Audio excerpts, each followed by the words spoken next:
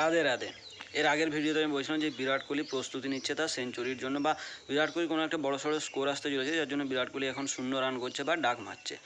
কথাটা সত্যি হলো তো? কালকের ম্যাচে 60 বলে 105 নট আউট বিরাট কোহলি।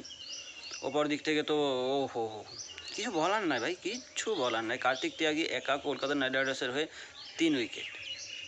আর অপর দিক থেকে আঙ্ক্রিস রঘুবংশী কেকেআরের হয়ে সর্বাধিক রান, দ্বিতীয় সর্বাধিক run vice captain Rinku Singh. আরসিবির তরফ থেকে সবচেয়ে বেশি run chase master king Kohli, যা হোক বলতে পারি আমরা বিরাট কোহলি, আমাদের সবার প্রিয় চিকু স্যার, বা তুমি যা খুশি বলতে পারো।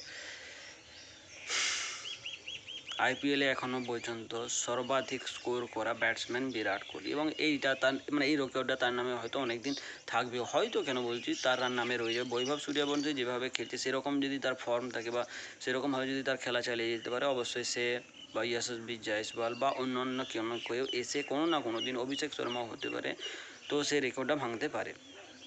কিন্তু সেটা ভাঙার জন্য এখনও অনেক সময় রয়েছে। কালকের দিনে আরসিবি কলকাতাকে হারিয়ে কলকাতাকে পুরো আউটসাইড করে দিয়েছে প্লে অফের রেস থেকে, এটুকু আমরা বলতে পারি। কলকাতা নাইট রাইডার্সের লাস্ট হোপ ছিল, বা কলকাতা নাইট রাইডার্সের কিছু ফ্যান ছিল যারা বলছিল কালকে তারা আরসিবিকে হারিয়ে দেবে। অবশ্যই তারা আপ্রাণ চেষ্টা করেছে হারানোর জন্য, কিন্তু কালকে বিরাট কোহলি একাই হারিয়ে দিয়েছে কেকেআরকে। কারণ কেকেআর যে টার্গেটটা সেট করেছিল, অবশ্যই সেরকম বলতে পারে যে কেকেআর প্রথমে ব্যাট করছে, কেকেআর প্রায় সেম রানেই করেছে। অপর দিক থেকে কিন্তু সেদিনে বিরাট কোহলি চলেনি, কালকে বিরাট কোহলি চলেছিল, এবং যেভাবে চলেছিল তাভাবে কলকাতাকে নেস্তানাবুদ করার জন্য যথেষ্ট ছিল, এবং সেটা করে দেখিয়েছে বিরাট কোহলি। কলকাতাকে পুরোটাই নেস্তানাবুদ করে ছেড়ে দিচ্ছে, যেখান থেকে কলকাতার আর ফিরে আসার কোনো সুযোগ নেই।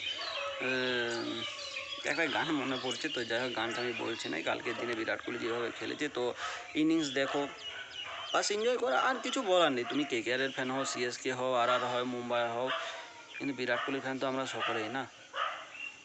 সে মানুষটা ভারতের জার্সি পরে, ভারতের জার্সি গায়ে দিয়ে কত না ম্যাচ জিতিয়েছে, আমাদেরকে কত মুশকিল সিচুয়েশান থেকে বের করেছে।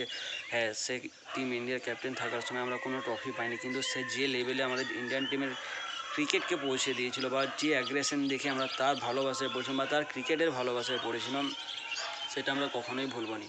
বিরাট কোহলি আমাদের প্রাইড, যেরকম স্যার সচিন তেন্ডুলকর, মহেন্দ্র সিং ধোনি, সুনীল গাভাস্কর বা আরও অন্যান্য ক্রিকেটারদেরকে আমরা ভালোবাসি, বা দাদা, বাংলার দাদা, বা পুরো ইন্ডিয়ার দাদা, বা পুরো ওয়ার্ল্ড ক্রিকেটের দাদা সৌরভ গাঙ্গুলি। তো তারা যেভাবে ক্রিকেটকে সামনে নিয়ে গিয়েছে, ক্রিকেটকে আরও এক ধাপ উচ্চতায় নিয়ে গেছে, তো সেরকম বিরাট কোহলিও ক্রিকেটকে তার সাথে সাথে আরও একটা উচ্চতর লেভেলে পৌঁছে দিয়েছে। তো আমরা সকলেই বিরাট কোহলির ফ্যান বা তার ক্রিকেটের ফ্যান। তো স্যালিউট কালকের ইনিংসের জন্য।